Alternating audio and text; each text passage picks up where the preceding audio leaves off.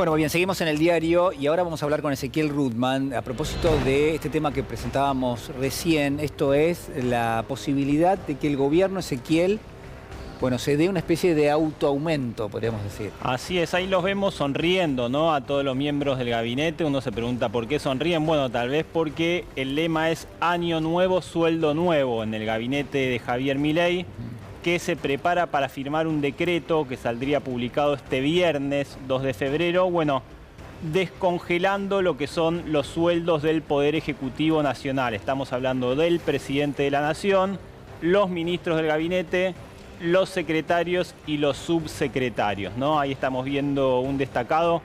¿Qué es lo que hay que mencionar para abordar este tema que es irritante en un país donde, bueno, es muy difícil conseguir aumentos salariales? Los sueldos promedios son de un poquito más de 1.400.000 pesos.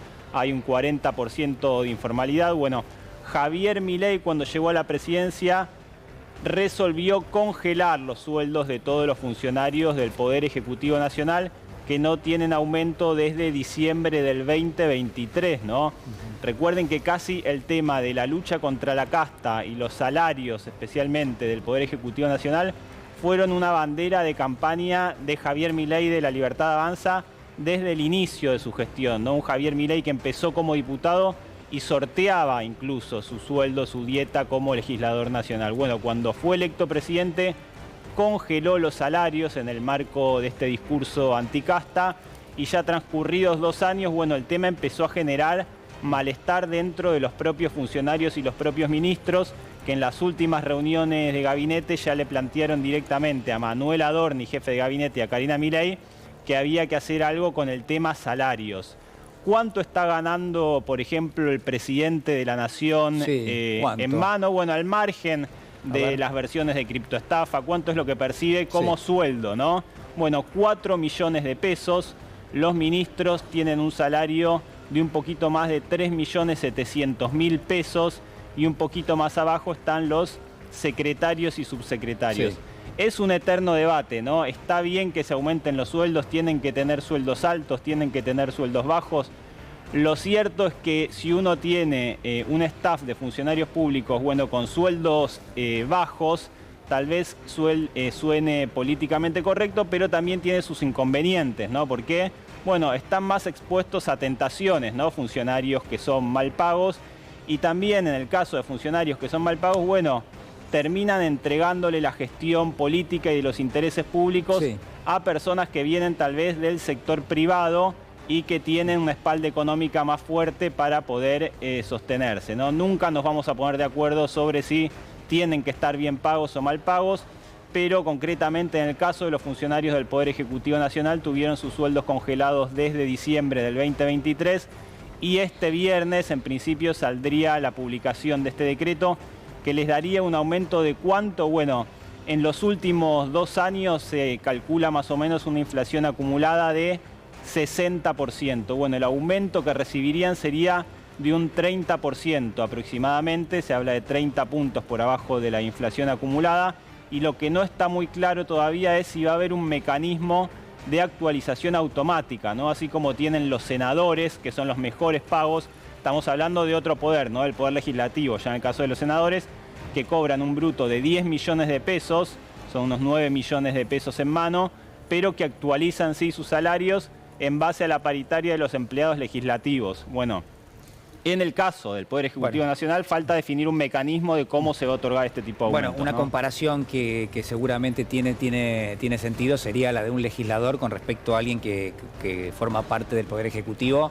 Me parece que un presidente, un vice, un ministro no debiera ganar menos que un legislador. Daría la sensación por la estructura que prevé la Constitución Nacional y por las responsabilidades que conlleva la función pública. Es decir, claramente, en ese sentido, Ezequiel, me parece que está claro que el presidente no puede ganar por debajo de lo que gana un diputado.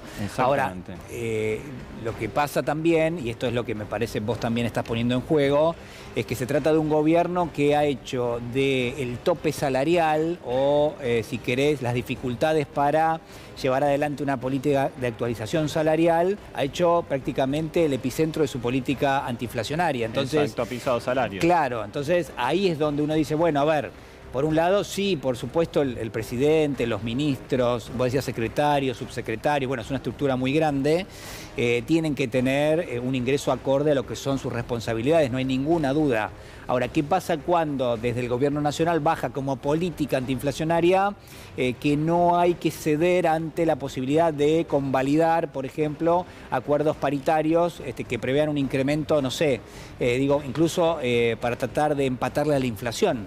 Es más, si uno mira el registro, seguramente Juan lo tiene el dato, de cuánto está ganando un empleado público hoy con respecto a cuando el presidente Javier Milei asumió su función, bueno, está casi 15 puntos por debajo de esa marca. Eso les iba a acotar justamente, sí. Es el sector que más perdió justamente por el plan de ajuste del gobierno, que ha puesto un techo incluso más bajo que para la convalidación de las paritarias del sector privado en los incrementos salariales del sector público. Es decir, ajustó por vía de las cantidades con el despido de unos 60.000 trabajadores estatales y además por vía de los salarios, del monto, del precio. ¿Por qué? Porque, como decías vos, la pérdida de poder adquisitivo o la caída real de esos salarios estatales ha sido cercana al 15% en el acumulado de la era Milei. Ahora, Ezequiel, vos decías que hay una presión hacia adentro en el gobierno nacional, es decir, los ministros le están diciendo al presidente necesitamos un aumento. Bueno, claramente las cifras que mencionamos, ¿no? Con la canasta de pobreza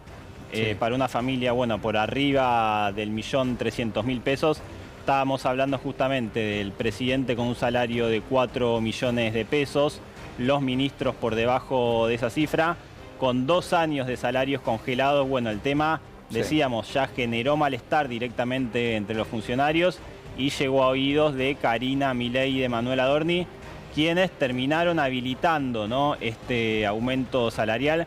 Hay que destacar también que Javier Milei fue flexibilizando de alguna manera, ¿no?, su discurso anticasta. Bueno, por eso termina cediendo también a este aumento salarial para sus funcionarios. Un Javier Milei, bueno, que durante el último mes aceptó revolear ATNs a diestra y siniestra y sentarse a negociar con los gobernadores para obtener su primer presupuesto, ¿no? Me parece que está empezando a hacer más política el presidente y flexibilizando un poco el discurso anticaste. Bueno, en este marco también se inscribe la aceptación a dar un aumento salarial al gabinete. Gracias, Ezequiel.